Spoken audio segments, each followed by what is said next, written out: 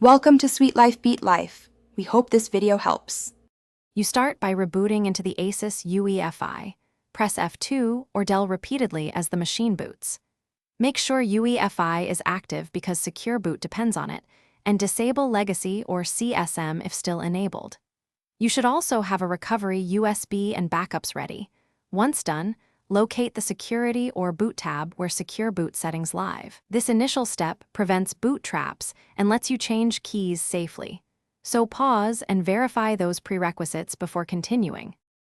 Once inside the Boot or Security menu, find Secure Boot and set it to Enabled.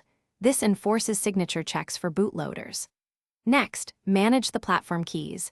Install the factory default keys if you want standard Microsoft and vendor trust, or clear then enroll custom keys if you use signed Linux kernels. Make sure OS type matches your system. Windows UEFI enforces Microsoft signatures.